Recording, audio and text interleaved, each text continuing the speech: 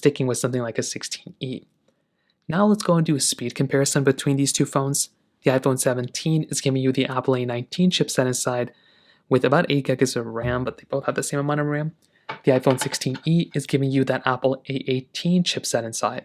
So let's go and see which one is the faster iPhone between both of these.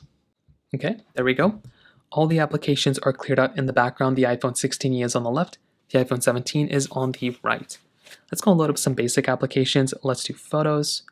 17 slightly faster. Camera 321.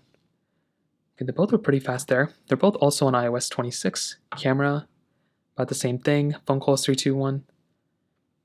Okay, 17 slightly faster. Music 321. Butchered that a little bit.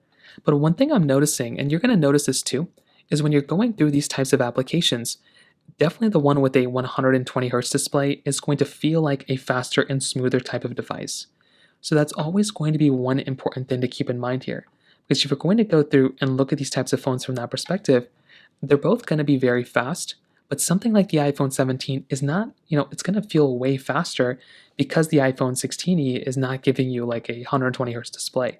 So things like, now that app was slightly faster on the iPhone 16e, but for the most part, I still feel like the smoother one is definitely going to be something like an iPhone 17 for sure because of that ProMotion display, but there are some slight differences. Sometimes you'll see that the iPhone 16e could be a little bit faster here and there, Dune 321.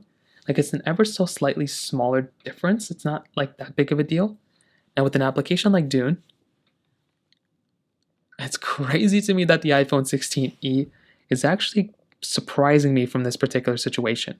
I was not expecting that iPhone to even perform even slightly better here.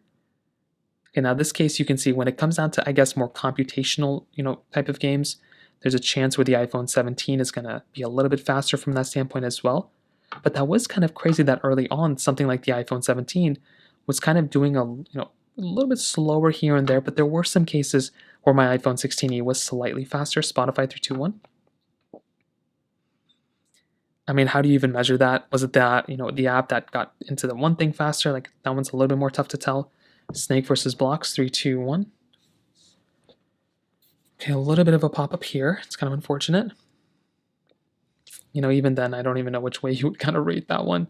But I would imagine that the iPhone 17 would be faster. It definitely feels like a much smoother type of device for sure, like without a doubt.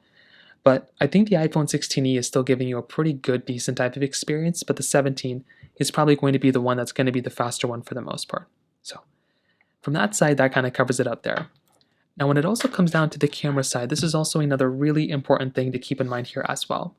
Because if you're trying to get the one that's going to be giving you the better camera, something like the iPhone 17 is definitely, without a doubt, going to be giving you the better type of camera. It's also giving